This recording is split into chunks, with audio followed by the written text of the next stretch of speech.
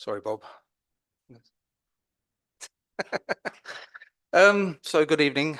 May I ask, obviously, people speaking into the microphone, if possible. We've obviously got a packed agenda tonight. I understand, obviously, from last meeting, we're going to call things over, if possible. We see how that goes. We're going to tackle the budget quite quickly, so we've got plenty of time for that. Apologies for absence. None, Chairman. Thank you. So minutes from the previous meeting, 29th of November. We have before us the minutes that the committee held on the 29th of November. Are members content for me as chairman to sign these minutes? I ask for a proposal. Jeffrey?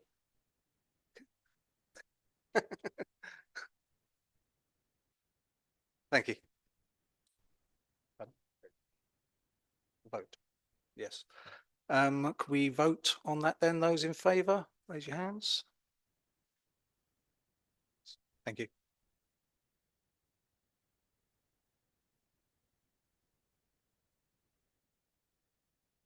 So, is there any declarations of interest? As normal, no declarations of interest for this meeting. Thank you very much. As far as announcements are concerned, what I think we've agreed is for the internal audit people to remain away today, and if there's any questions or anything like that, we'll table those outside of this meeting. That's primarily because we weren't aware whether we're going to have time to include them. First point then, the external audit planning report 23-24. Stephen. Thank you, Chairman. Public sector audit appointments limited re-tendered the contracts for external audit, and our audit was won by Audit Audit Services. So the audit manager, the audit partner, sorry, Paul and Martin, his audit manager, are currently in Edinburgh. So by the magic of Zoom technology, we're going to dial them into the meeting so they can present their audit plan and members can ask them any questions. Thank you.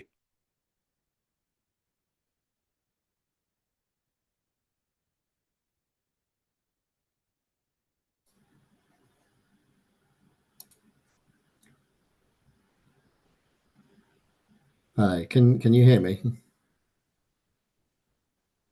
Oh, good evening there. Hi there. Hello there. Can you hear us okay? I can, yes. Can you hear me? We can hear you, yes. So is there a presentation? There is, yes. There's an audit plan in the papers. I'm happy to go through that now if that works for you. Yep. How long do you think it would take you? Oh, 5 minutes. Excellent. Okay. Thank you very much. Okay, thank you. So as Stephen said, we're currently in Edinburgh, so apologies we're not able to be with you in person today, but the plan is for the vast majority of these where diaries allow that we will be there with you in person. As Stephen said, we are the auditors for the council from 2023-24 onwards. My name is Paul Grady. I've been an audit partner for it was about 17 years in total, including my time as a district auditor with the Commission. And this is actually my second time being the audit partner for East Herts. I was with auditing the council previously back in around 2014 to 2016. So I'm very pleased to be back again with you, with a council that I've worked with before. The plan you have in front of you is our external audit plan for 2023-24. We're in, as you know, relatively unique circumstances in that it's quite unusual that we're presenting an audit plan for an audit year when the previous years are not finished. And that is because, as members will no doubt be aware, the wider backlog issues which are in place across the sector and the challenges that predecessor auditors had in finishing and completing the audits. So the approach that we've taken across all of our clients and in conjunction with PSAA, the NEO and the FRC is to do as much as we possibly can on 23-24, not least before the financial year comes to an end, because there are certain procedures we need to undertake before the end of March, so that as and when the backstop issues are dealt with and the previous audit years are dealt with by way of either completion or disclaimer, we will have aimed to have done as much as we can, but for those issues. And then once those issues, the particular outcomes are known, we will then pick up with the aim ultimately being that should minimize the delays that 23-24 sees, because our ultimate plan is, of course, to get you back on track, receiving audits on a timely basis, and completing audit years within the statutory deadlines following those years. So the audit plan that you have in front of you, I'll just draw out the key aspects to it. At the front of the plan, if I take you to page 6 of the plan, that sets out our triviality threshold of 72,500. What that means is, in the context of the accounts that East Herts produces, and bearing in mind this is based on historical data rather than the most up-to-date audited position, anything that's above that figure, if there's either an error or a disagreement or anything within the council's figures that there's a matter to be reported that we think you should be aware of, we'll report that to you. So it's only under that figure which we consider it to be cumulatively trivial. Later on, I'll come on to the headline materiality and how that works with that. And if I jump ahead then to pages 8 and 9, the challenge that's provided obviously by the backlog is that there are some unknowns as we go into this particular audit year. So we've set out in this plan in particular how the impact some of those unknowns may have on the work to come.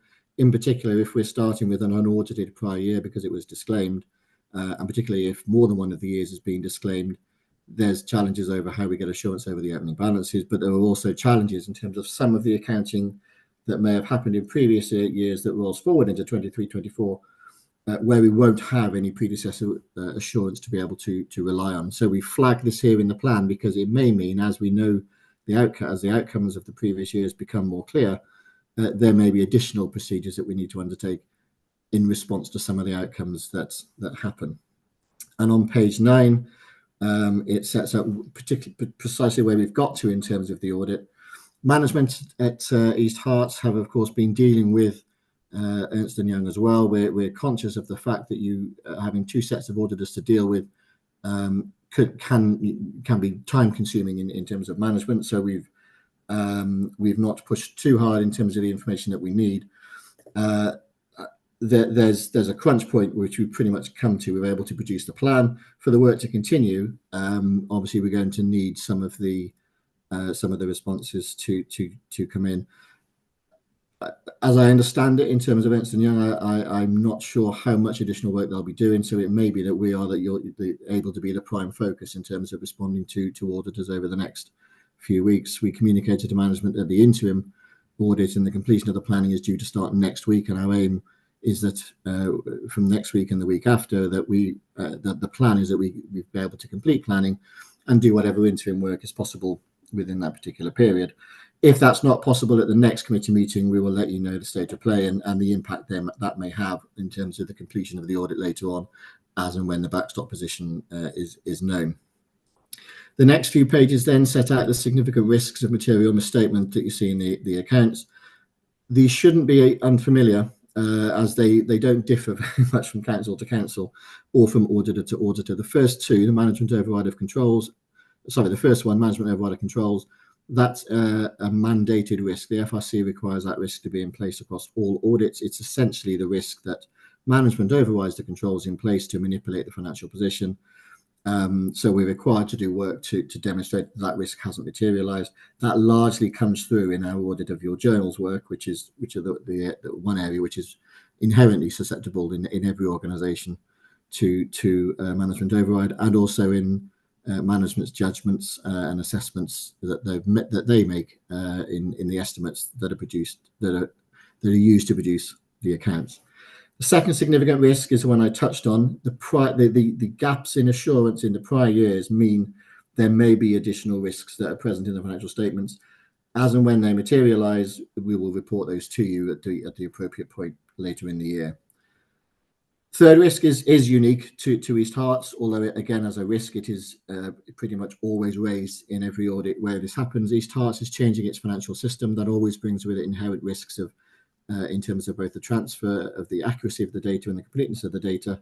So we will undertake additional work in this respect to gain assurance that the data from the old system to the new is transferred accurately and completely, and test that both ways to gain assurance that the new systems on which are used to close the accounts are materially accurate in terms of the information that they contain.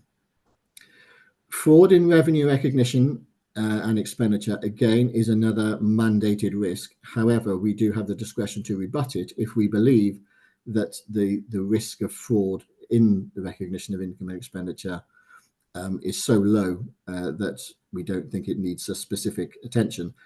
In East Hart's case, that's the conclusion we've reached from our planning, not least because the nature of council income and expenditure means that there are very few ways where the opportunity for fraud in recognition arises. So we will do our normal testing across your income and expenditure, but we won't be doing additional testing in respect of the fraud element, because we're satisfied on the information we have so far that risk can be rebutted. Valuation of land, buildings and investment property on the next page. You'll be familiar with that.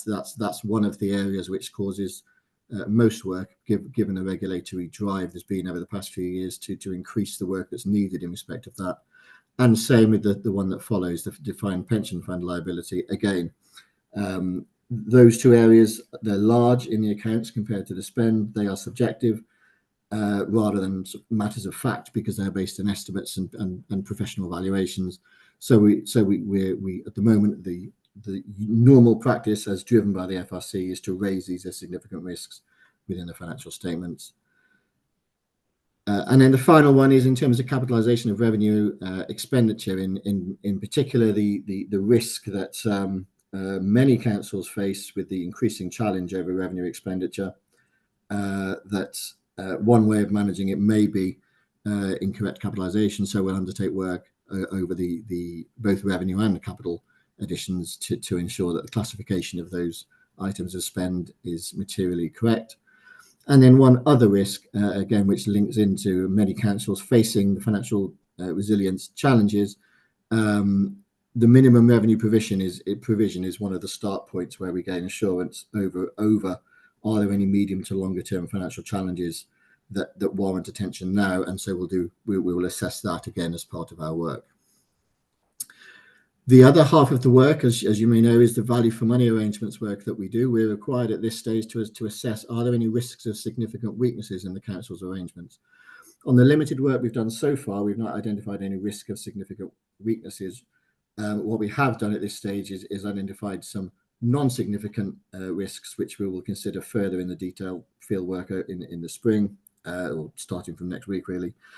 And again, that's to do with the longer term financial resilience, the commercial and other aspects of the council's schemes, and the significant capital challenge schemes that the council has in place, and again the impact of current financial constraints on those schemes. This is also subject, of course, one thing that the predecessor auditor will need to do at the end is to produce value for money reports up to date. And so if anything comes out of their reports, which they identified as a significant weakness, we'll need to also consider that in terms of our plan, and then consider how the council is addressing that. But at this stage, we don't have that information, so we've not been able to put it in. The next few pages then is information for the council in terms of the team, logistics, the fee, independence issues. We've got quite extensive conflict identification procedures in place within the firm. They identified one potential issue which we discussed with, which I shared with Stephen earlier last year, and we discussed with the PSCA, and there's general agreement that this doesn't constitute a conflict. That was that one of the employees in the firm, in a separate part of the firm, that's not in our public sector team, their mother was a councillor until the May 2023 elections. So technically, for 5 weeks of the audit period, an employee of the firm had a close relative who was a councillor for the council. They're no longer a councillor at the council, so that's conflict ceased anyway, and all parties were in agreement that the 5 week period before we'd actually engaged with the council, doesn't in itself constitute a risk that would prevent us from undertaking the audit.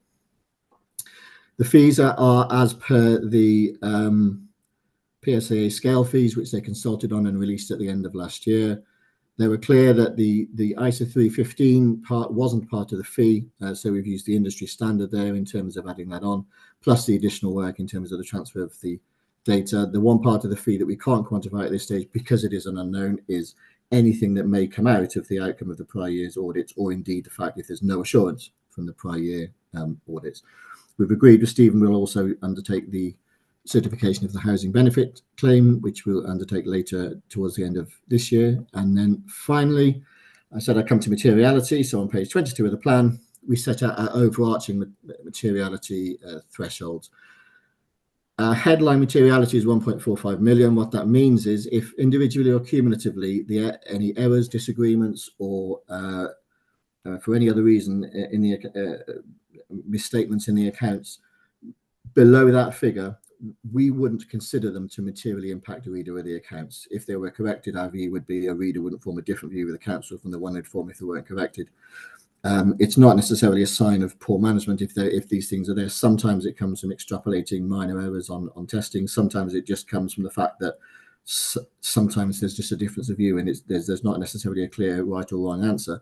The important thing is that the quantum is not such that it would change your reader's view of the account. But as I said, we'll report to you when everything in between the headline materiality and the trivial threshold 72,500. So as members, you will have full sight of all of those issues before you're asked to approve the accounts in their final form.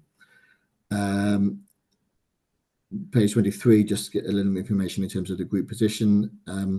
I think I've gone over my 5 minutes, so I don't propose to talk anymore, but happy to take any questions you may have in terms of the plan, the work we've got, or indeed the plans we've got for the year to come. Thank you very much. So, any questions or comments? No, I think that's very good. Sorry, Nick.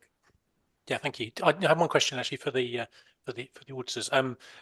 Given likelihood is of what we've seen from E&Y, we're unlikely to get very much by the sound of things, and so they're probably going to disclaim on prior years. What does that mean for your opinion for 23-24? What opinion will you be able to give us, and what assurance can we get for our what looks like to be £250,000? What assurance are we going to get at the end of that? So in terms of the 22-23 year and possibly 21-22 as well. So in terms of the value you get from that, I guess in terms of if they disclaim, essentially a matter between yourselves and Ernst & Young. I'm sympathetic to the view. Your view may be, well, there isn't a lot if what we've had is an audit plan followed by a disclaimer, but that again, I think it'd be inappropriate for me to comment further in terms of the council's relationship with Ernst & Young there. In terms of what that means for my audit, it means we will essentially have no assurance over the opening balances on the balance sheet, which is a challenge for all sorts of reasons. The FRC are saying in the consultation, which has been delayed again, but is now, we're told, promised for February. The FRC are saying that as part of the consultation, they will include in that something which enables us to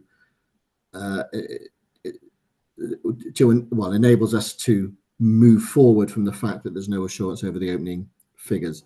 That may be that our own opinion at the end has a disclaimer, rolls forward the disclaimer over the opening balances only, but we're able to give an opinion on the closing balances and transactions during the year, or it may include, if there's provision for this in the consultation, and there's been some talk of this, whether or not the auditors can just accept the balance, accept the opening balances as they are.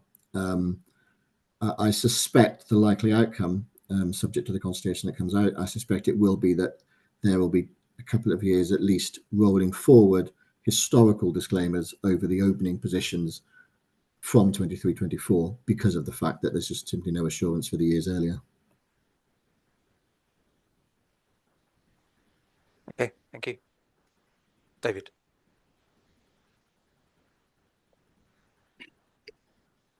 Hi. On page 8 of your plan, in the right-hand column, auditor reported delays for previous periods, etc. you lay out quite clearly there, you will not be able to complete your audit for 23-24 until such time as the previous year's audit has been completed. But the answer you just gave to the previous question suggested there is a way of navigating that position in the event that the previous audits are not completed. So I'd be more comfortable if your plan reflected what you said, rather than we won't be able to complete our audit without the previous years. So, to be clear, what that refers to, when it talks about completing the previous year, the previous year is completed on the issue of an opinion. That can either be a clean opinion, which pretty much all councils have been used to historically, or it can be a disclaimed opinion. Either way, the audit is completed. What we can't do is complete our audit until some form of opinion has been issued. If it's a disclaimed opinion, it's an opinion that comes with zero assurance, but it is technically completed. So that's what that refers to.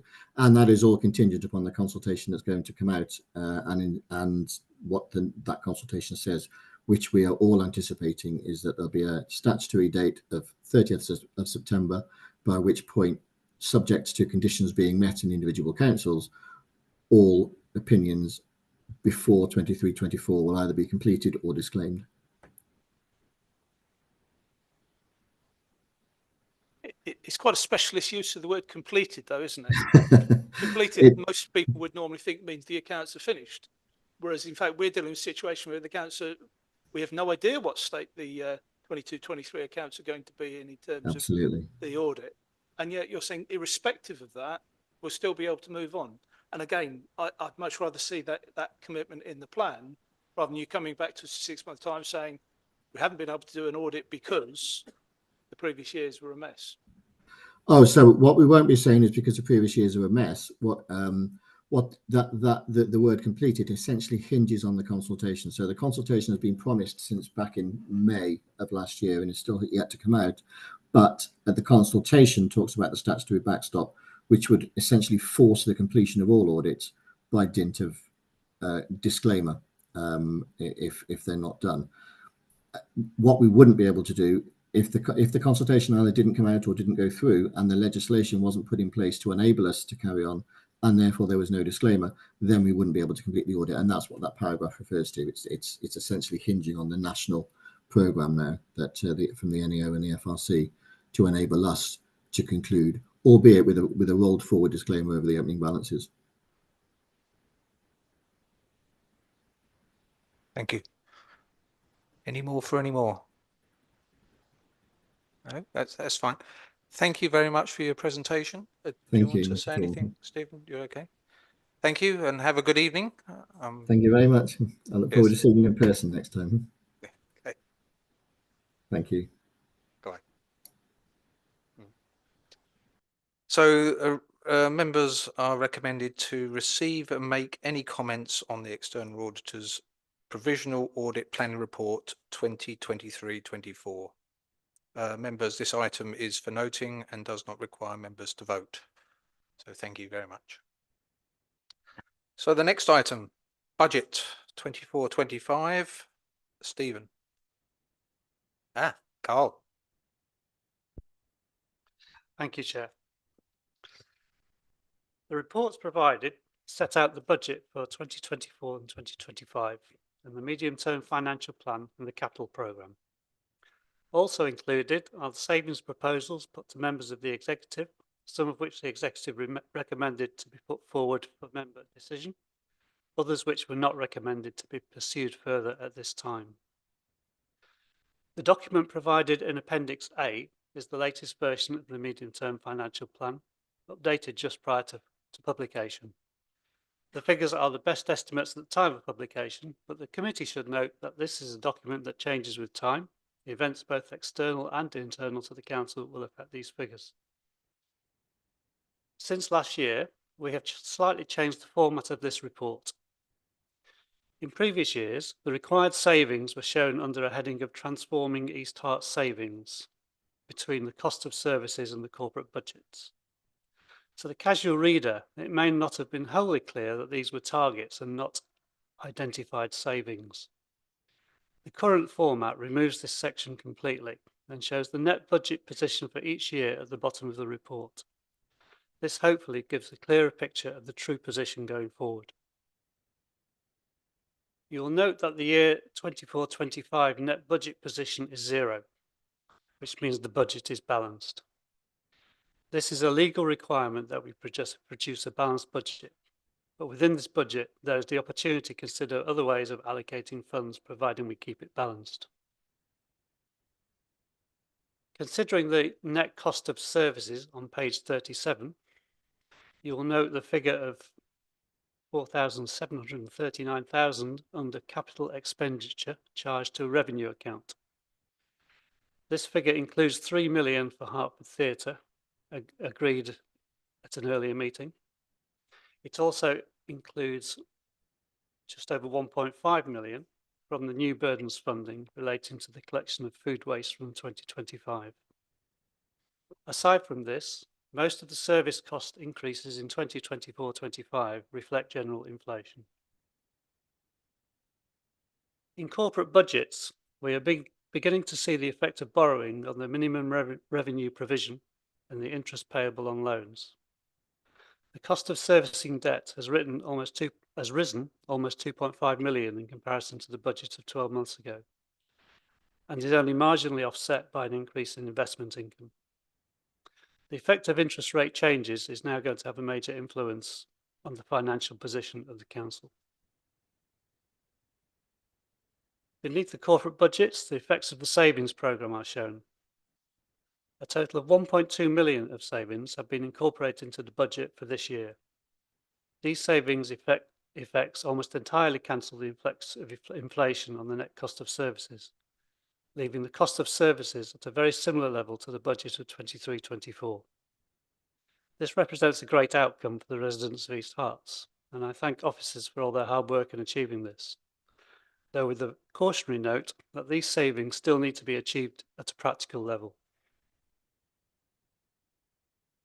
The remaining increase in costs for 24-25 is therefore almost completely due to the cost of servicing debt. Moving on to the funding, we've been very fortunate this year to receive an overall increase in funding from government. Of note is the 1.5 million of new burdens funding for the food waste collection, which it should be noted will be a one-off payment and is to cover the bulk of the cost of new containers, which are itemised in the capital budget. The new homes bonus grant has also increased significantly this year. The other various grants in total show a small increase of 4.6% in total. And I do believe there was a government announcement last week as well, which may change these numbers again, but we haven't got the exact figures yet. So in summary, the extra money from government for this year should be adequate to cover the increase in debt servicing costs and enable us to set a balanced budget comfortably in 24-25. As we look forward beyond 24-25, however, the financial clouds darken. The new refuse contract to begin in 25-26 costs considerably more than the existing contract. The cost of servicing debt rises by about another million to 4.9 million in 25-26. The one-off new burdens grant will not recur, and the new homes bonus is likely to be at a much lower level than 24-25. These items alone are likely to create pressures of over 5 million to the council budget compared to 24-25. The magnitude of this change has been recognised already, and steps already taken to address the projected shortfall. The future capital programme in Appendix B has been scaled back considerably to reduce the need to borrow. More savings will need to be made, both under existing delegations and through the member options shown in Appendix C. Even with a proposed total of £4.2 million worth of savings, the net budget position in 25-26 at the moment is over 2.2 million in deficit. Without those savings, we would have been looking at a shortfall of well over 6 million.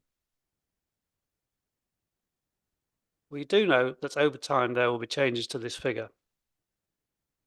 Will the new government make any attempt to tackle the crisis in local government funding? Will the 4.2 million of savings proposed be achievable in the next 2 years? What will happen to interest rates? Will they go up or will they go down? We cannot know for certain the answers to any of these questions or many others. What we do know, though, is that based on current estimates, that 25-26 is likely to be very, very difficult. And my view is that we must avoid the temptation to make any rash spending decisions in 24-25 and aim to increase reserves this year if we can, to provide a little bit more breathing space next year. I would also just like to explain the background to Appendices C and D. The executive members were asked to consider several savings proposals put forward by the leadership team. These are all shown in these two documents with supporting information about each proposal. The executive members performed an exercise of rating each of these proposals and then worked as a group to decide which proposals to put forward for consideration by all members as part of the budget setting process. These are shown in Appendix C. One point to note here is that the savings value under garden waste charges is shown as 0. This is subject to review after the new waste contract is agreed, when the detail of the cost of providing this service is known.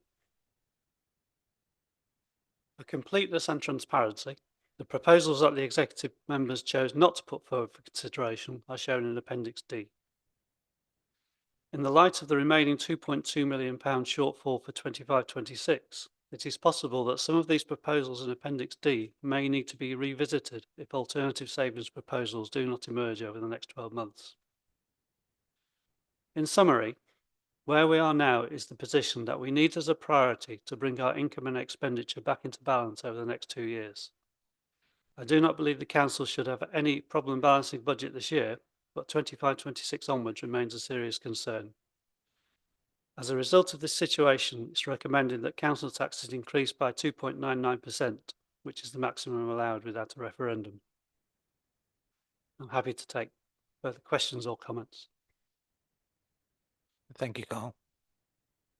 So, any questions? First hand up, Jeffrey.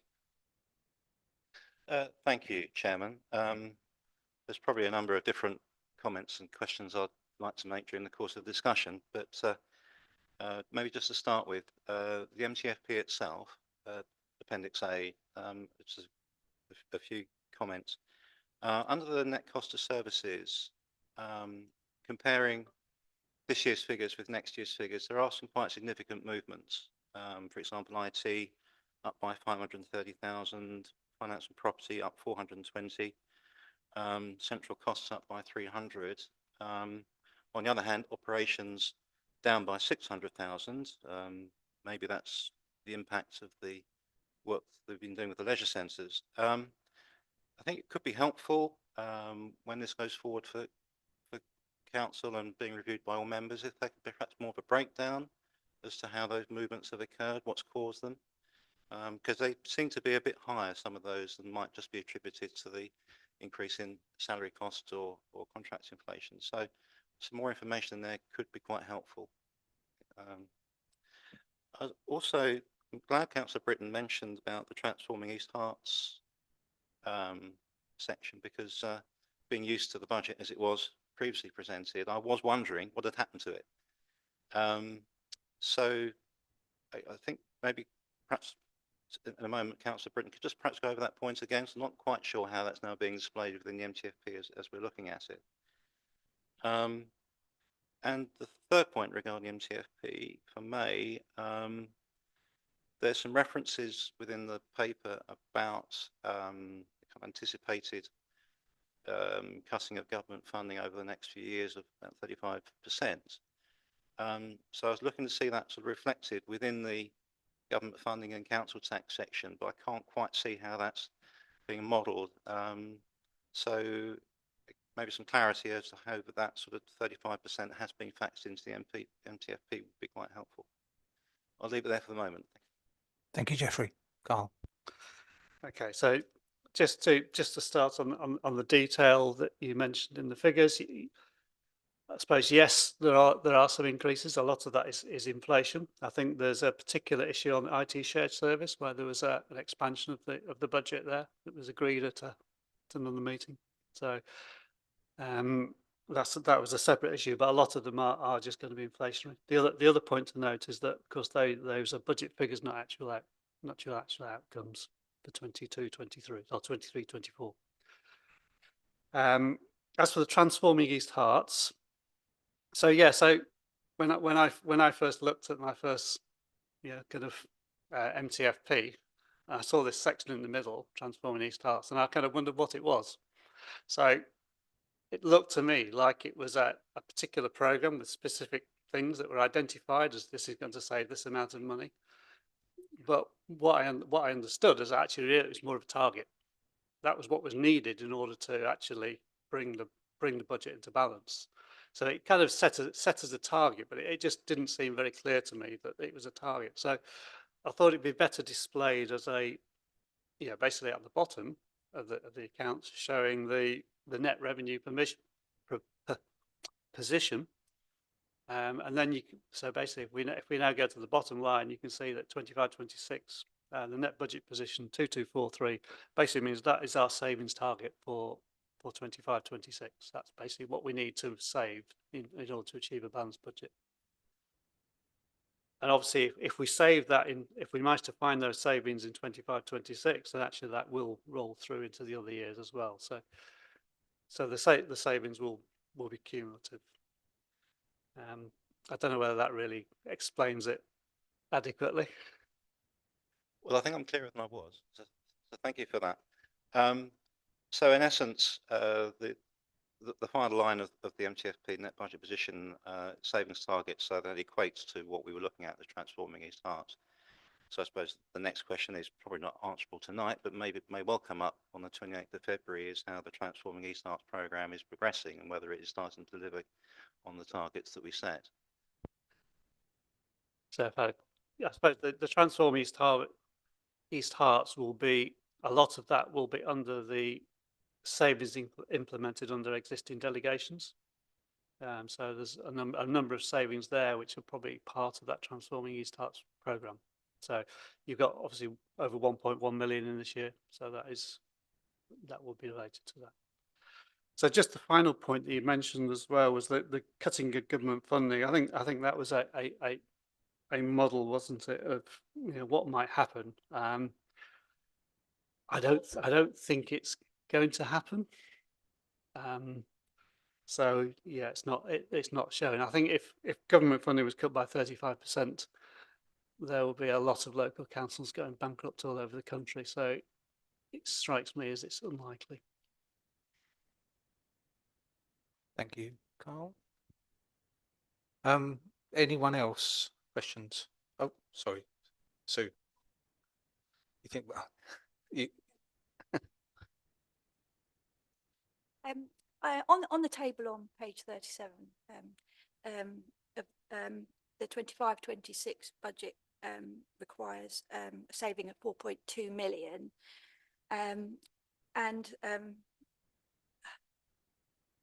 but the total savings required to balance the books is an extra 2.2, as we've already seen, making a total of 6.4 million in savings. Can I just ask what that extra 2.2 has been spent on?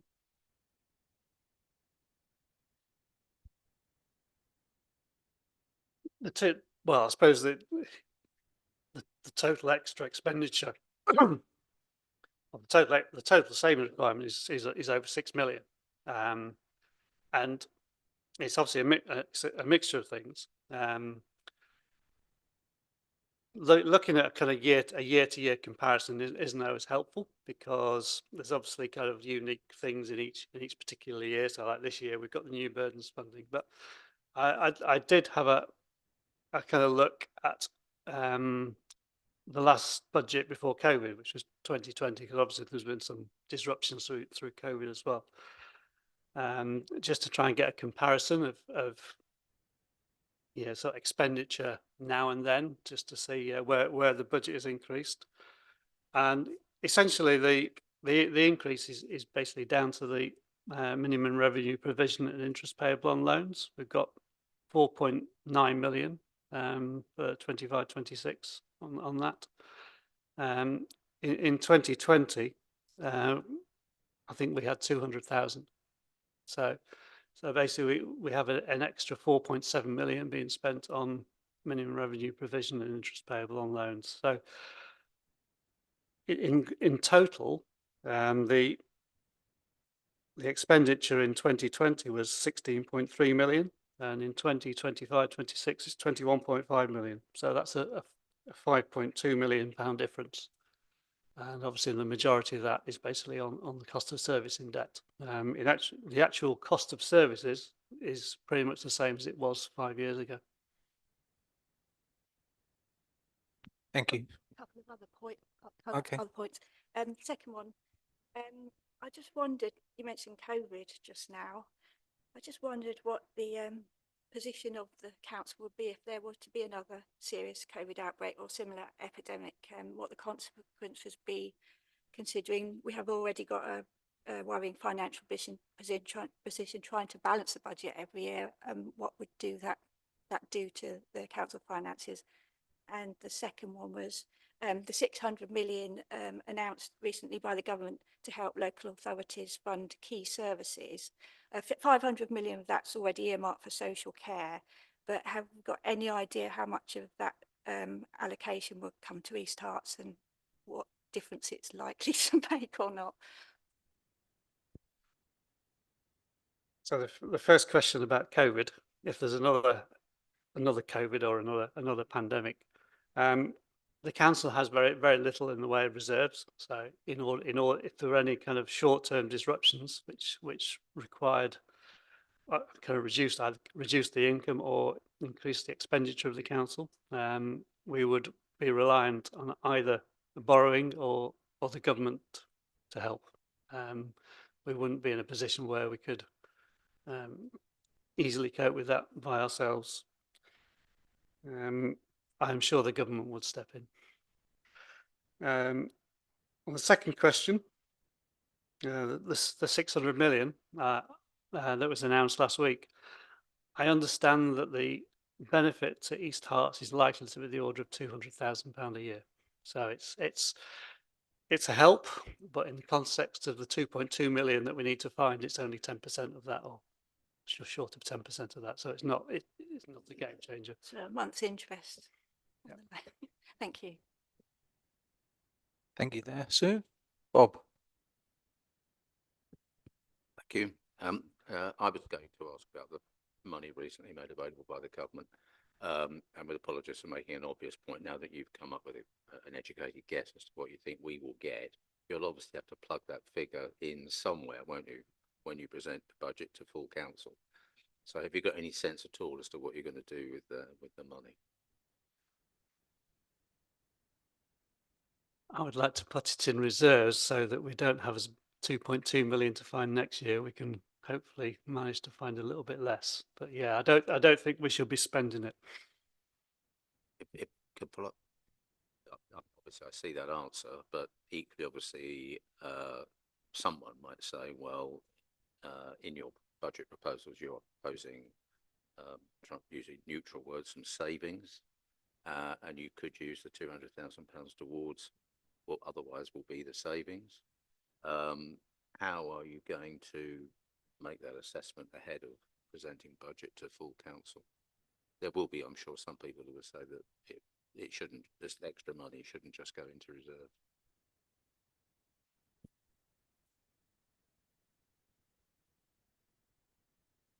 It's a good question. But I think what you've got to remember is that some of these numbers are changing all the time. It only takes an increase in interest rates or something. It's gilts, actually, isn't it? It's the gilt rate.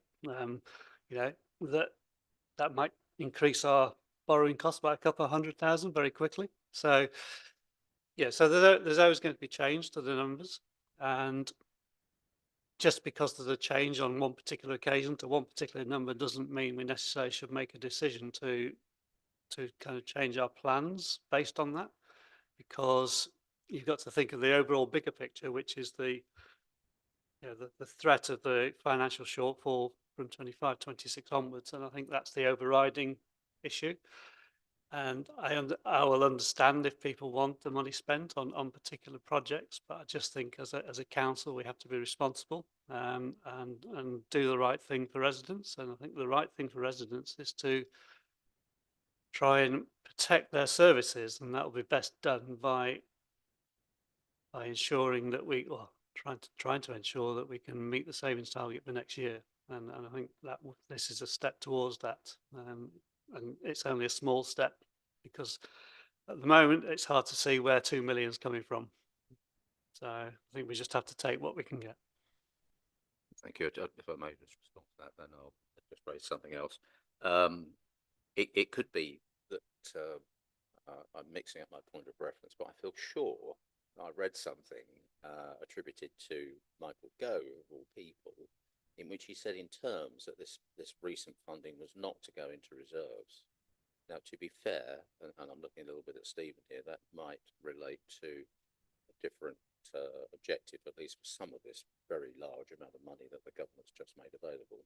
But do you recognise this comment that I'm sure I have read recently, which is that Michael Gove saying this money is not to go into reserves? I've got something different to raise with you, but you might want to just respond on that. No, I didn't know that. So yeah, that's new information.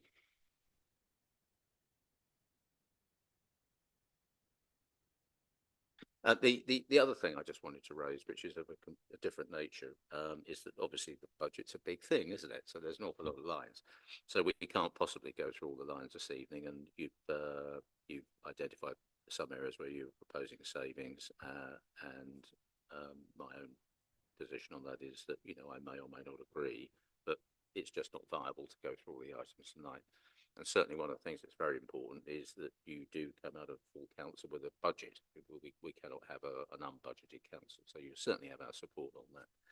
But for me, the thing that sticks out about the financial picture that you paint through the proposed budget, of course, is Old River Lane, where, you know, and this is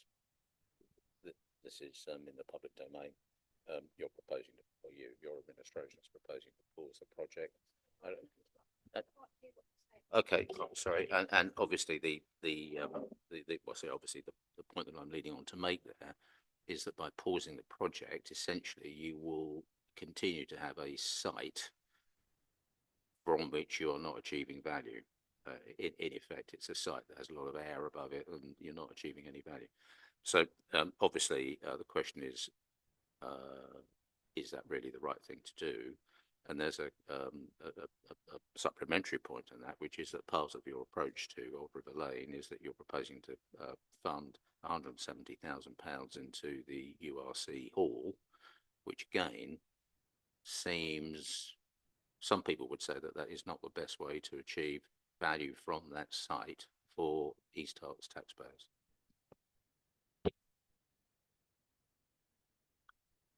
I think in terms of the URC hall, obviously there's been an identification that needs bringing up to standard. There are a lot of issues with it, so I think that's, you know, call it essential maintenance of a building that we own. So so I think that stands by itself as a sensible thing to do. You don't want to allow buildings to degrade, so that they, you know, because if you do that, then obviously when it does come to repair them, the cost can be even higher. So I think doing some essential maintenance to bring that up to scratch is probably the right thing to do. It also allows the venue to continue to operate and provides a kind of an alternative to the art centre that was proposed. I agree that it's a great shame that there's obviously going to be an area that's could have had something and can't, but the reality is that the borrowing that we have has reached a kind of maximum. Any more will be unsustainable in terms of the revenue budget. So yeah, we've kind of just reached the point where we cannot really take any more borrowing at the moment. And you know, it may be that in, you know, not many years time, if things like the sports centres are very successful, the new sports centres and Harvard Theatre is very successful, then the income generation from those may be able to help bring forward the completion of the ORL project. Thank you there. Sorry, it's David Walcombe. Thank you, Chairman. Yes, may I endorse your commitment to East Herts residents to keep money in reserves for the dark clouds, which you say are coming towards us. And warn against any sort of extravagant capital expenditure, because in the budget that you set out, the figure's risen for capital expenditure from revenue from 238,000 to 4.739. And I question how that happened, but also I question how your interest payments went from 979 to 2,955.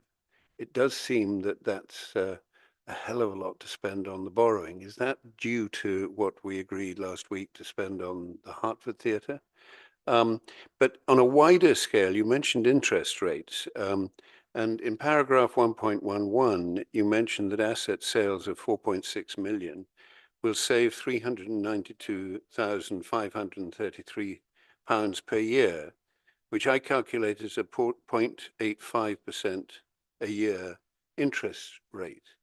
I don't know who your stockbroker is, but that's not saving a whole lot, Carl. And I wondered if you could just clarify these figures for a non-professional like myself.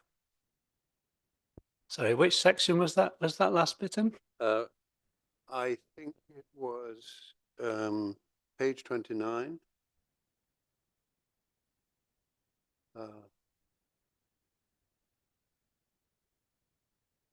Yes, the bottom of paragraph 1.11. Officers have identified a further 4.6 million of assets to be sold, which will be used to finance the capital program and save a further 5,393K in new borrowing cost. So basically, when we're talking about borrowing costs, it's not just interest; it's also minimum revenue provision. So when you borrow money, you not only have to pay the interest, but you have to repay the capital. So basically, whenever there's a change to the borrowing figure, you're going to have two sections, which is as it's shown in the budget. You have a minimum revenue provision and an interest payable on loans. And it looks like this year we got 1 million minimum revenue provision and 2.9 million interest payable on loans. So you've got to add those two together. So it's not just purely interest. Does that answer your question? No, why did they rise so much? Oh yeah, why did they rise so much? Well, it's twofold, isn't it? There's obviously an increase in borrowing. There's been significant borrowing this year. Obviously, this year has probably been the biggest year for the construction of Hertford Theatre costs. So there's been a lot more borrowing, but also there's a twin effect because of the increase in interest rates. So if you look at the 2023-24 budget, the interest payable on loans is 979. Actually, we get to it on a later agenda item, but the actual outturn on that was considerably higher because interest rates rose. So I think, can't remember what the exact figure was off the top of my head. I think it was around about 1.4 million. So you've had the twin effect of increased borrowing and increased interest rates, which have caused that figure to increase. Okay, thank you. Sorry, David Jacobs. Looking at page 40, excuse me, on the list of land and building projects, you've got Arts Centre site, which I assume is the Old River Lane Arts Centre site. There's some expenditure there carrying forward through to 26-27, up to £1 million. I'm puzzled by that because I thought we'd agreed to pause that project, the Arts Centre element of the project. So why are we still spending £250,000 on it? The project is paused, but there are still costs associated with it. And I'm not sure I necessarily remember them all here, but obviously you've got project management, which is ongoing. You'll have the actual possibly costs associated with the land as well. So there will be ongoing costs, even though the project is paused. The project management of the main scheme, the costs of those are shown elsewhere. But of the Arts Centre site, where nothing is happening other than perhaps some grass being planted, still £250,000 seems a remarkable amount. You'll notice that the main scheme and the Arts Centre site values are the same. I think it's just been apportioned between the two equally. But I think, yeah, £500,000 does seem quite a lot. I can't necessarily give an answer off the top of my head. I know that Stephen, you've got any ideas? Yes, Councillor, that's the cost of legitimately calculating and capitalising salaries. So, for example, there are any number of boards during the course of the year. The programme board for Old River Lane, which the chief executive sits, I sit, the deputy chief executive sits, the head of policy communications, etc. Their officers do not come free. So you're capitalising their salaries. There's also the work communications does as well that can be capitalised, and some of the work that my accountants do that can be capitalised. So what we do is it's legitimate capitalisation of salaries during the course of the year. So please don't think of this as one project manager, because there's more of that going on. There's liaison meetings with City Heart that have to happen. There's empty business rates to pay on Charringtons, etc., etc. So it's about pausing the arts centre construction. It is saving a significant amount of borrowing costs and financing that capital debt. So by pausing that whilst we get the rest of the debt levels down, and then we can switch that back on once the debt becomes affordable. But that 276 is literally just a 50-50 between the two. But the project management costs of all of this, they're not cheap, but it is legitimate to capitalise them. Thank you. Sorry. One last button, Chair, if I may. I get that answer. It's the 1.15 million in 26-27 for the Arts Centre site that's confusing. So so I think that's an allowance put in there for actually doing something with the site in terms of, you know, possibly landscaping and creating a square, something like that. Just a very basic open air construction. Thank you. Jeffrey. Thank you, Chairman. I'd like to return, if I may, to the URC hall. It's proposed to invest £170,000 into that, as was mentioned earlier. By my calculation, that gives us a £15,000 cost on revenue per annum. So if we didn't spend that 170,000, that'd be £15,000 less pressure on the budget.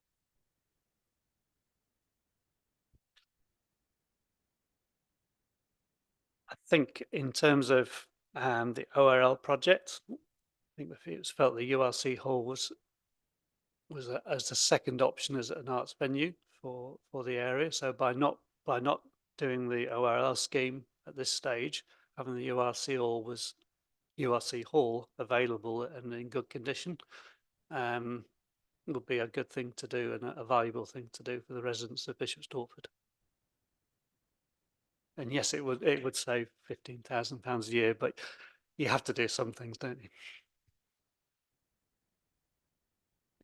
Any more for any more then? Nick? Yeah, thanks. Just some more bit of an observation. Really looking into 25, 26. So there's a number of cost savings actions that are listed as needing to happen to bring forward the savings for 25, 26, 2.6. And a number of those are uncertain. Lots need to happen between now and March 2025, not least of which is a new policy for car parking, not least of which is a significant level of asset disposals as well to deliver the 2.6 million savings, and that's before we tackle the 2 million plus that's left. So really just a sort of plea, I guess, to make sure that those things, they will need careful monitoring, scrutiny, and articulation on the risk register, and to see how those things are progressing during 24, 25, so that the 2 million doesn't get larger, because or whether there's more potential to make additional savings through those options, for example, to help us with the 2 million. So really just sort of recognition that we're not just the 2.6 is not in the bag yet. There's lots to do, and we need to keep an eye on it. I think that's absolutely right, and I think I did say, you know, it's got to happen. It's okay putting it down on paper, but you've still got to make it happen. And I think it's obviously a really good idea to obviously have a risk register for these things, because they do need monitoring. What's good is that we at least have got a little bit of notice, so we know that, you know, the problem is a year away, and we have got time to tackle them, because many of these savings you can't just make just like that. They take time to bring in. Often it's there'll be system changes or charges changes, which take a while to flow through. So yeah, we do have to kind of monitor those all the way through the year, and at the same time look for new opportunities where we can find them. Thank you. Mark, you're okay? Good. Oh, we've got several here. Sorry. I'll start with Bob and work down. Thank you very much, Chairman. I just wanted to make, from my perspective, two concluding remarks. The first doesn't need to be made probably because it's presumably obvious, but there have been a number of speakers on this side of this chamber this evening who are obviously questioning the money that's being spent on pausing Old River Lane. So I will just come back to my point, which is that it's one thing to pause, it's another thing to spend money achieving a pause when the return on that money is very questionable. And the second thing I just thought I'd like to say is that in another place, not too far away from here, we have for years had internal transformation programs in which we've invested, and they have delivered very, very significant savings. So I'd just like to echo a comment made earlier in the evening, which is I think it's very important that we do know what is happening with the transformation program here, and the extent to which it's on track or it's not on track to achieve savings. Thank you very much. Yeah, I just point out that the transformation scheme is ongoing, so there is still work being done on that. So it hasn't stopped. But yeah, I take your point that perhaps we need to feedback on that. And as for ORL, I accept that obviously there is a cost. There's the cost of what appears to be doing nothing. I'm not sure that we can avoid that cost of doing nothing, but we don't actually. We just don't have the money to spend to actually make an art centre that's worthy of what Bishop Stortford needs. I mean, I think you'll remember that I think the original budget going back a few years was 15 million, but yeah, we wouldn't be able to do it for that money now, because obviously there's been huge inflation in construction in the last 3 or 4 years. So it's just become too big a target for us at the moment. The revenue account would not stand the additional minimum revenue provision and interest. Thank you. Sorry, working my way down. Chris. Sorry, I just wanted to bring up one thing about the staffing budget. I noticed there was a considerable amount put by for managing extra costs in the planning department, mainly for having to recruit consultants and agency staff because we're having difficulties recruiting internally. And I fully appreciate the difficulties that East Herts has competing with big London boroughs. But what action is being taken to kind of solve that? Because it's quite a significant overspend on their staffing budget to accommodate that. It's a difficult position. The planning officer kind of market, because obviously we are in competition with other local authorities for planning officers and the private sector as well. And unfortunately, the private sector is in a better position financially to pay them more money. So we find it hard to attract them on money terms. We have to try and make our offer more about employee development and create a culture where people want to work for us, necessarily not just for the money, but because it's a good place to work. But fundamentally, the problem is there's a shortage of planning officers in the country, and yeah, so what happens is that local authorities, end up poaching from each other and driving up each other's costs in order to try and get planning officers. It's a very difficult situation. I don't think it's easy to resolve from within East Herts. It's a national issue. Thank you. You okay there, Chris? Finished. I mean, it was more of an explanation. I think we understand what the demographic difficulties are, but it wasn't really much of an answer about how we were going to solve it, really. Because is there a plan to to boost recruitment fairs in universities to attract people to come and work for us, and we're planning to offer good inducements in terms of training and apprenticeship schemes where we can bring people and maintain them. It doesn't seem to be much information about what action we're going to take actually to retain people, because people will want to work locally. Not everybody necessarily wants to work for a big corporate entity. But I didn't hear any of the, like, actual strategies aside from it's good to have these grand ideas, but it's better if they're put into practice. So I mean, maybe that's something, because it is quite a large sum of money that's literally just going out the window in additional staffing costs when we could. And if we're having a transformation plan, I'm just concerned that the idea of another transformation plan, because the answer for most local authorities when they become constrained, when their budgets are constrained, have another transformation plan and try and save money internally, because it's the easiest way to do that. But in actual fact, that's becoming more and more limited due to the lack of things that we can continue to cut without actually leaving ourselves exposed to not being able to meet our statutory obligations. So, which was my other question, was, you know, if we're relying on these mechanisms, how well are they actually going to work in real life? Sorry, Carl, is there something? Yes, Chairman, I think it's rather unfair to I'd expect Councillor Britton to answer a detailed question like that. With the HR team have been working with the planning team. We now have a microsite, which Planning Careers at East Herts, which gives a totally different approach to the council's website. We are using a series of recruitment where we are growing our own, and we were offered effectively a retention payment, which if the number of people who we recruited externally reached a certain threshold, we would give that retention payment to the staff in-house as well. We've had some mixed, we have some mixed responses to it. We got some very good candidates, and we failed to get candidates in certain jobs. So what we've now done is apply to the government for funding, because the government has planning money to fund certain things. So, for example, we're measuring on urban design, in particular for Harlow and Gilston Garden Town, but also to give the ability to do that design work, because we just cannot get planners who are urban designers. So we're using that grant money there to help skill up the rest of the team. What we're doing here as well with the microsite is measuring on the fact that this is probably the only council where you can come and work in very rural areas, in urban areas, and on a brand new town, because the Gilston villages will provide 10,000 new houses. So it's a marvellous place to work if you want that breadth and depth of experience in planning. So we're trying to enthuse people to come. We, of course, can't match the money.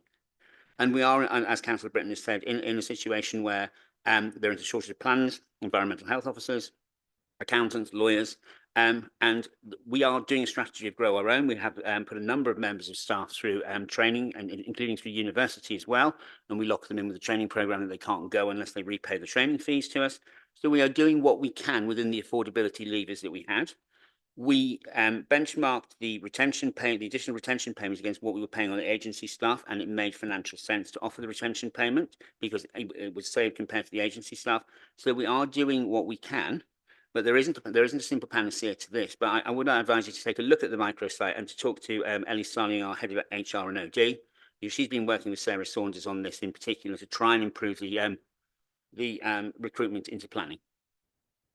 Sounds like you're doing a lot, actually. It sounds like there's a lot going on. It's good to hear that, actually. I mean, it's different. People do actually work locally. There's more than just money when you're looking at a job. And it sounds like there's a lot of inducements to get additional training and skilled up in other areas that you can take in other places. And that counts for a lot, actually, later on. I mean, you know, in relation, Councillor, to finance, I mean, I'm doing something to tackle that because I have a trainee over there working with the cameras tonight, who started as an AAT apprentice and is approaching the end of his CIMA to become a qualified accountant. And we're hoping to keep him for a very long time in the finance department. So we're doing what we can.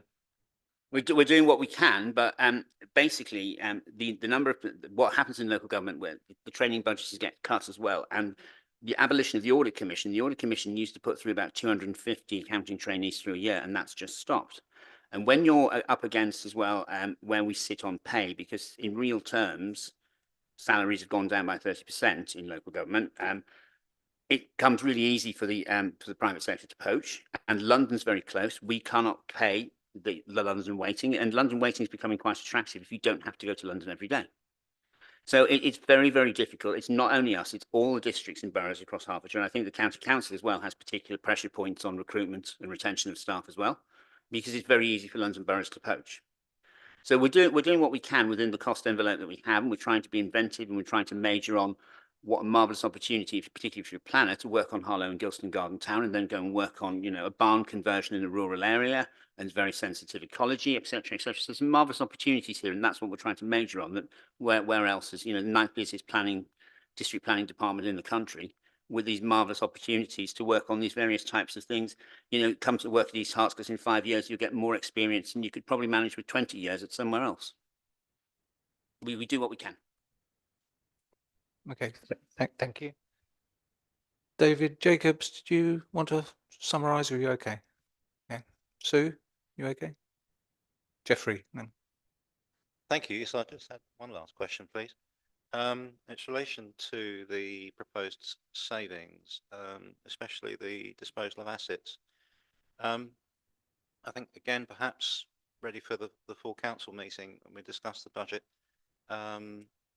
I mean, looking at some of the items, I mean, the car parks, for example, will be revenue generating.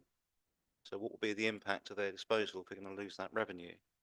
Or how's that going to work? Is the revenue saved through the disposal versus the revenue lost? How does that compare?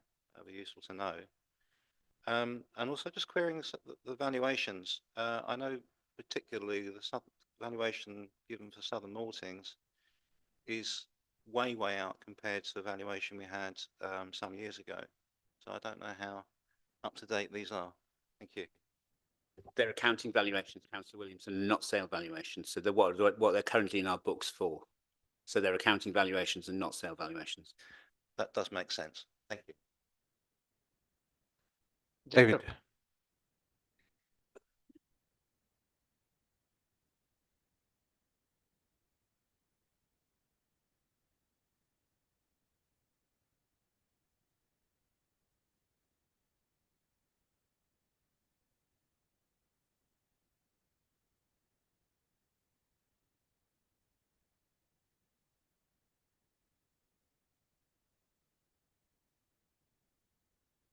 David, your microphone. And didn't go on, sorry. Just to repeat then, consulting the public about their perception of value for money and the commitment to explore options to meet savings targets. The perception of the public, who I represent, is that all council spending is appalling value for money. It costs 4 or 5 times more for the council to do any construction work than normal mortals. And I wonder, when you consult, what plans you have for consulting with the public, because they're all going to tell you the same story, that it's costing too much to do these things through Public Works Department. And if you are exploring options to meet savings targets, surely those police station commanders who say that when they want to put a new door in and their friend down the road would do it for 200 quid, but it costs the council 2,000. Those are the kinds of perceptions of value for money that you're going to get pummeled with. And I wonder what you have in mind to do, both to explore the options for those savings targets and to try and persuade the public that they are getting value for money from East Herts District Council. So on the subject of the perception that councils give poor value for money, I've often heard that, and I'm sure there are cases where it's true. And what I am confident of is that the head of strategic finance and property is onto it. He's already kind of looking at these issues about how we can save money on our purchases and on our services. So, and already has identified problems with some of our procurement practices. So I think that's an ongoing thing. But obviously, council is a big operation; it takes a while to get through everything. So it's just an ongoing program. In terms of kind of discussing with the public, we have been thinking about doing sessions over the course of the next year, perhaps visiting sort of the different towns and perhaps having kind of public meetings, just to come face to face with the public to talk about the issues in finance, and it will give us an idea of how the public perceive the council, and we can hopefully kind of sort of find areas where we agree, you know, in terms of their perception and actually what happens.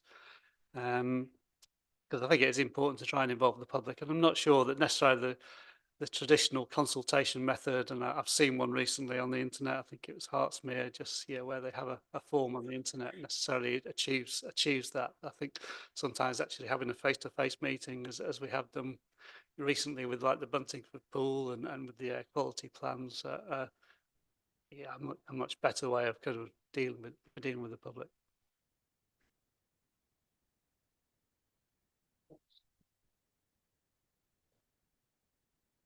David, microphone. My microphone.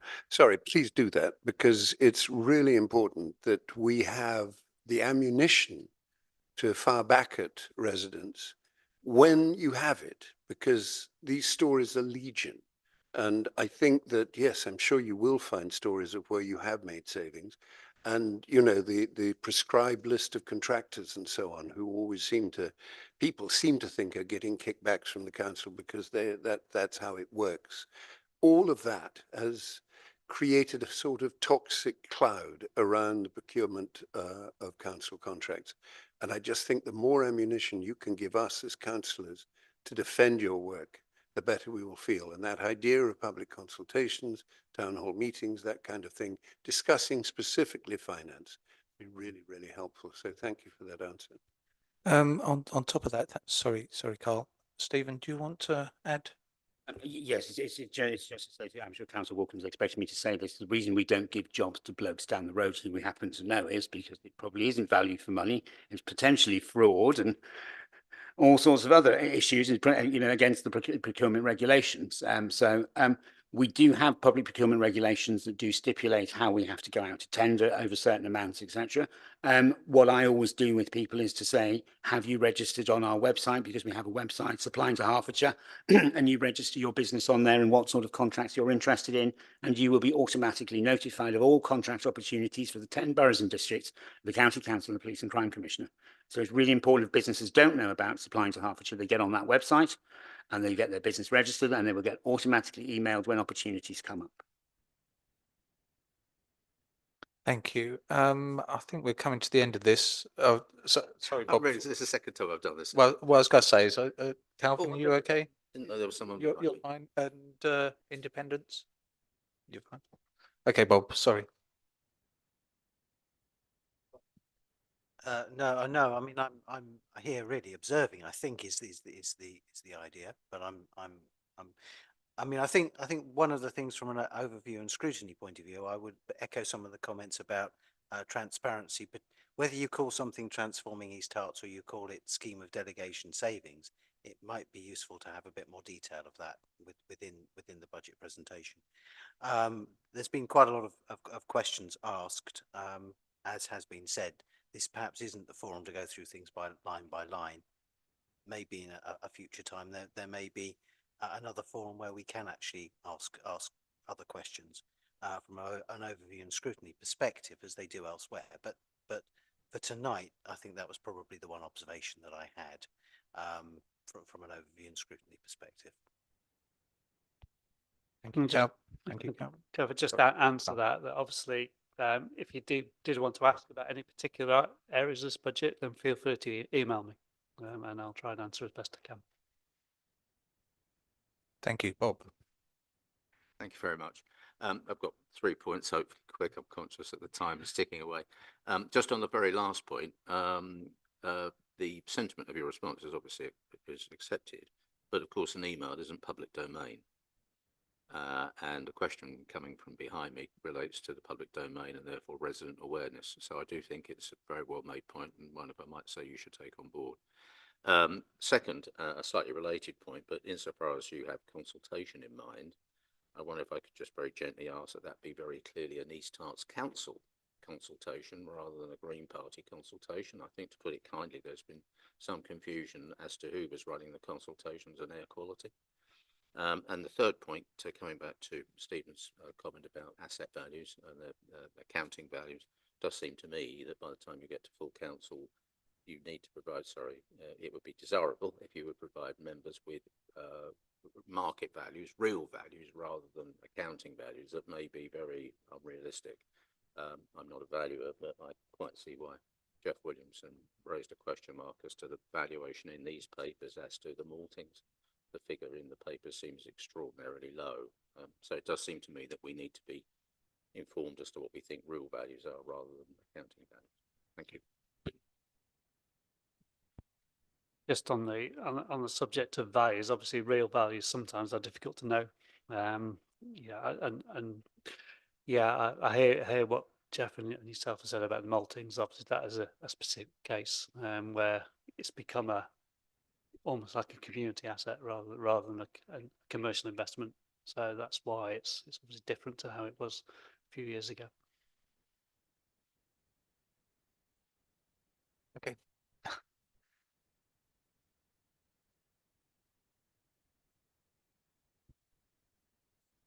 In our book, I think the value is set by the fact that there's a sitting tenant. So that's what affects the value. I think is. Do you want to? Yeah, Chairman. Yes, Southern Malting, because it has a tenant on a fairly low value of the lease, and because it has an unexpired period of the lease. Therefore, the value is governed by that lease payment. So therefore, the 250,000 would be with the sitting tenant, going to the end of the lease, and that's what you would be stuck with until you reach the end of the lease with that particular tenant, because they've got a long lease. If they pay their lease payments, of course. Thank you. Okay, so on that basis, and I'm not going to read out the recommendations on page 24 and 25 of the agenda. There's too many there. But ultimately, the recommendation is to scrutinise the executive's proposed budget and make any comments back to the executive to consider before making their budget recommendation to full council. And everything else, obviously, you can read at your leisure. So what I'm after at the moment is there a proposer for the budget? Chairman, can I just ask before we go to the vote? Certainly. Obviously, a number of comments have been made this evening. Can I just ask that they have been noted and be taken forward? Thank you. Yes. Thank you. Taken on block. Yeah. Okay. So proposer for the taking these to the council? Yes. Thank you. That's Sue. Yeah. A seconder? Anyone want to second? Oh, thank you very much, Chris. Yep. So members, could you raise your hand to indicate whether you are in favour or against? So those for?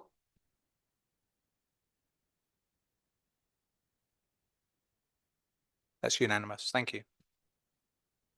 Then that is carried. So next item, the Treasury Management 23-24 mid-year review. Is that you this time, Stephen? Carl again. Thank you.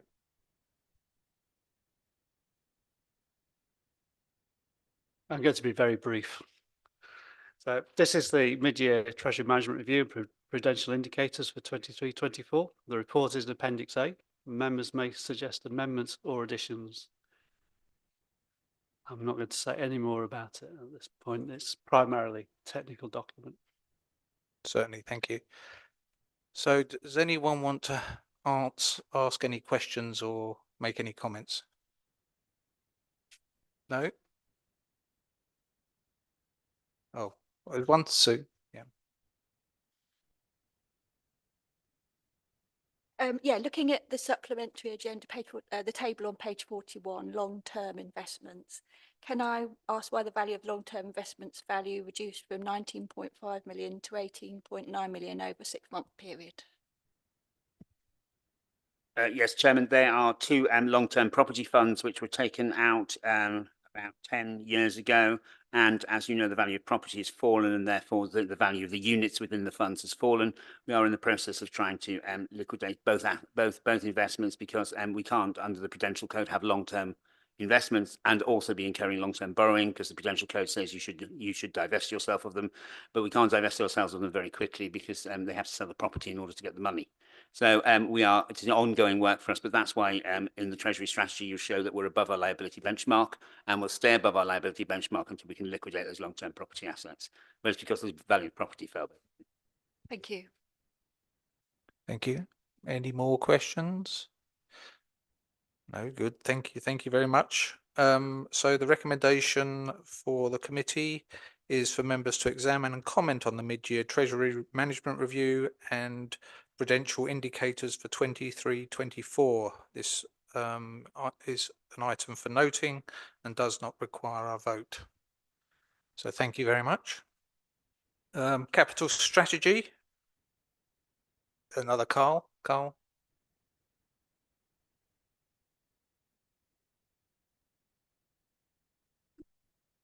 So this report outlines the capital strategy, MRP policy and treasury management strategy.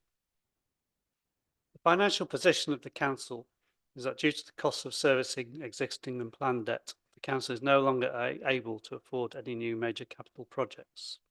Hence the need to pause the ORL development until such a time as borrowing is reduced.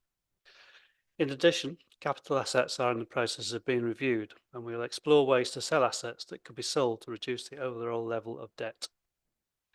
A cross-party asset member reference group has been set up to consider these options.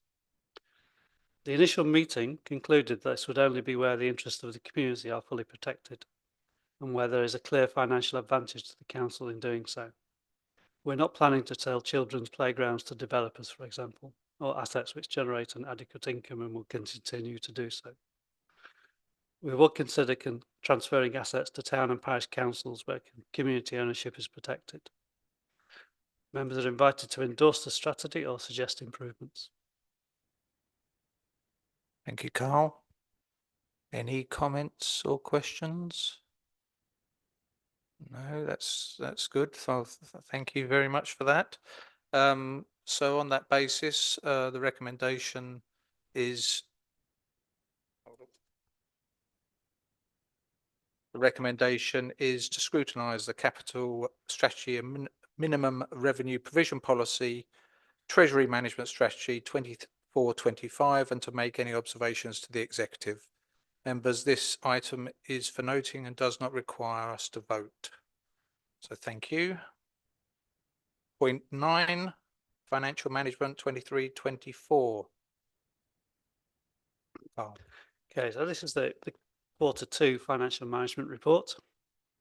The key headline in the revenue budget is that we have a forecast overspend of 491,000, including a 643,000 forecast overspend on the cost of services.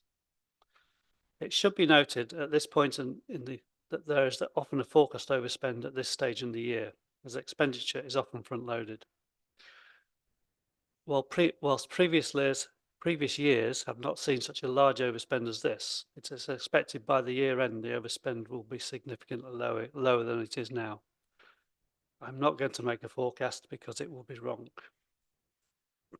Inflation will be a factor in this overspend, but there are specific issues outlined in Appendix B that have caused some of these overspends. Perhaps the most significant issue is in the planning service, which is a forecast overspend of £371,000 due to low levels of planning applications and staffing issues. Whilst attempts are being made to resolve the staffing issues, there are structural issues with the employment market for planning officers which may not be easily resolved. The revised capital budget is set out in Appendix C. The main variance here is the overspend on Hertford Theatre, which was the subject of approval by the extraordinary meeting on the 18th of January.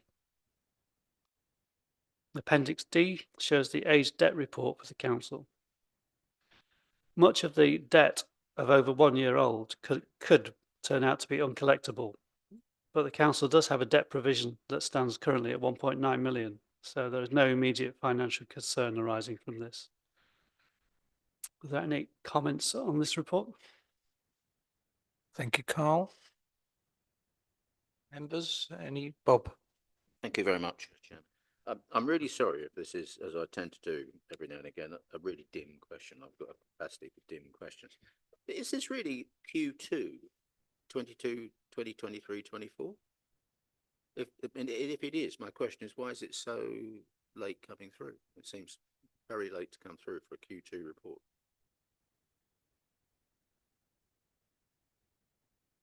It's just the way the reporting cycles work. Wasn't ready at the last meeting. It is ready for this meeting. It's just bearing in mind as well that I have a significant number of vacancies which we've just recruited to as well. So I'm hoping that our quarterly monitoring reports will get much quicker. But when there is literally me, Alison, and 2 others basically working on this stuff, it does take a little bit more extra time than we would like, but we will get quicker now that we have staff in place. Thank you, Stephen. Respond. I mean, clearly I've got complete sympathy with personal workloads, but it doesn't seem to me that in terms, given that we are dealing with public money, that necessarily is an adequate or satisfactory answer to my point. This is a very late report coming through, is it not?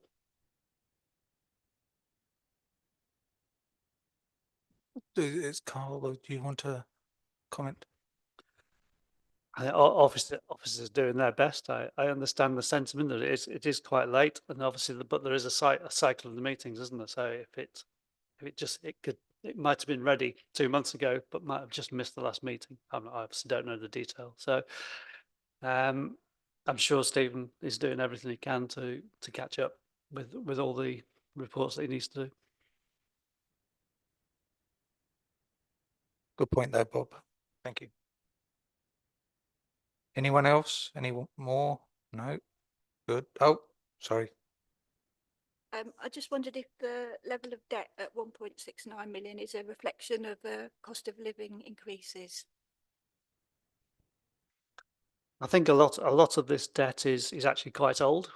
I did look at the report for last year, and I think it was something like 1.2, 1.3 million of this was on there last year. So, and as I understand, a lot of it may not be collectible. So it's very old. A lot of this will be companies that have gone out of business, that kind of thing. So I don't think that this is to do with the cost of living. No. Thank you. So on the basis, there's no, oh, sorry. Yeah, so just to follow up on that, actually, so that debt, there's over £1 million of debt that's irrecoverable from what you've just said there. Does that impact our cash flow assumptions and going forward into the medium-term plan that we've just looked at?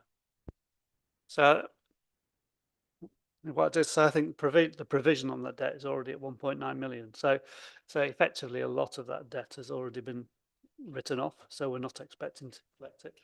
It would be great if we could collect more. And Stephen has got ideas about ways we could go out and try and collect more of that debt. There's a plan to bring the debt more under the control of the finance department. Rather, at the moment, it's with the service department. So I think once it comes within the finance umbrella, he thinks they'll be able to recover some of it. Great. And just a question on the figures show a forecast deficit. I know you said it's quite often mid-year, that's the position. It's hard to tell. If there were a deficit, what does that mean for the medium-term financial plan? Because we're using reserves in the medium-term financial plan, we're saying we haven't got many reserves. We're using some next year. Presumably, if we did make a deficit this year, that has to come out in reserves, and that would question, does that mean that next year looks worse because we haven't got so much reserve to draw on next year? I suppose it doesn't make next year's medium-term financial plan any worse necessarily, but what it does, it reduces our resilience as a council to external shocks or unexpected events. Right. So the reserves position, which is tight, will just be tighter, is what you're saying. Yeah. Thank you very much. So if there's no more questions or comments, the recommendation for the committee is to recognise the net revenue budget forecast overspend of 491,000, and the capital programme forecast run is 33.995 million. Also to be noted, members, this item is for noting and so does not require us to vote. The next item, the shared internal audit now I'm assuming we have, obviously, just a noted item, unless there is any questions which we need to forward, obviously on email. So, no.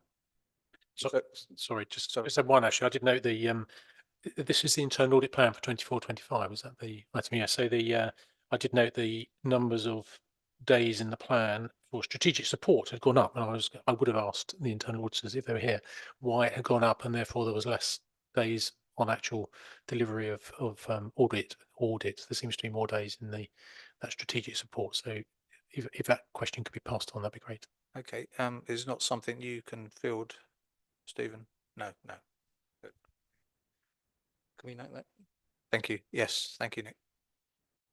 So sorry, that was for item 11, but that's not a problem. So we note and the recommendations are note the internal audit report and to the status of criticality and high priority recommendations. Members, this item is not for noting, so does not require members to vote. Likewise for the shared internal audit services, internal audit plan for 24-25, which Nick has just asked a question on. Does anyone else have any questions? Just David. Just a question. To whom are we supposed to address these questions about these items on the agenda? So is that something that? I believe it's the auditors, Stephen. Do you mean, Councillor, who do you send your email questions to? If you send them to Peter, Peter will coordinate them and I'll make sure that SIAS or SAFs answer them as appropriate. So if you just email your questions to Peter, Peter will collate them and we'll send one set of questions across. Thank you. So the recommendations of the shared internal services report is to approve and propose East Herts Council internal audit plan for 24-25. So in this one, unfortunately, we're going to have to vote on it. So I'm after a proposer and seconder. Can I have a proposer, please? Sue. Thank you, Sue. And a seconder? Chris, thank you. So if we can vote, those in favour, please raise your hands. Yeah. That's unanimous. Thank you. The final part of this is the shared anti-fraud services anti-fraud progress report. Again, I assume there's no comments, and unless anyone's got anything to mention now, we'll go straight to recommendations. So the recommendations is to note the work of the council and the shared anti-fraud services in delivering the 23-24 anti-fraud plan. This is for noting. I'm sorry, I just didn't ask the independents. I assume you're okay as well. Yeah, sorry. So this is for noting. So we come to the anti-fraud plan for 24-25. Again, is there any questions, any comments on that?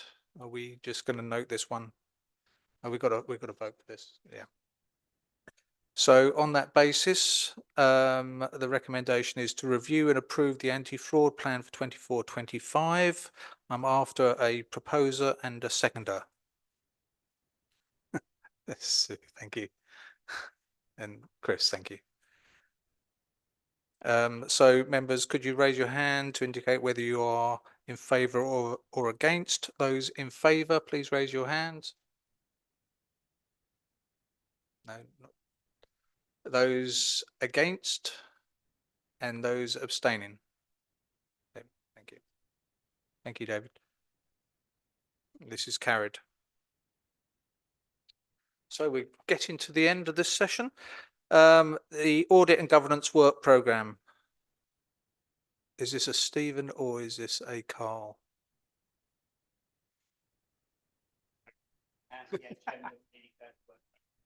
Yes, Chairman, the work programme, which will be for the next meeting of the committee, which will be in May, is set out in the report. The Shared Anti-Fraud Service will be giving a presentation to members on the work of the Shared Anti-Fraud Service and the importance of the work in tackling fraud. Leisure Annual Report, our leisure contractor will be here to give a report on the further year of Grange Paddocks and, of course, the opening of the Hartham Leisure Centre, so that members will be able to see the business plan, the business case on making those investments is being delivered by SLM from those upgraded and new buildings. There'll be the annual assurance statement, internal audit annual report, where the internal auditor gives you his view on whether there's assurance from the systems, etc. And then the progress report from them. Again, it's the anti-fraud report. The annual report will be there. Strategic risk register, provisional outturn 23-24, because we're going back to the old account and audit regulation timings for accounts, data protection update and work programme. And then subsequent meetings are as shown. So training on the statement of accounts in September, as we expect. We're hoping that as it's audit services, we can stick to the accounts and audit regulation timing, so that will be the approval of the accounts during that meeting. And then again in November, training on treasury management, etc. So members have any further requests for training, please feed them through and I'll take them on board and arrange them in the work programme. But members' observations, comments, questions. Okay, thank you very much. Questions or comments? No. Thank you then. So on that basis, the recommendation for the committee to approve the work programme as set out in the report and specify any training requirements. I'm after a proposer and seconder. Jeffrey and David. Yeah, David, welcome. Thank you very much. And could you vote on this? Members, could you please raise your hands to indicate whether you are in favour or against? Those in favour? Yes, unanimous. Thank you. Then that's carried. Urgent items. This is the very last item. Have we got any urgent items? No urgent items. Thank you very much. So on that basis, we will conclude tonight's meeting at 20:41. Thank you very much.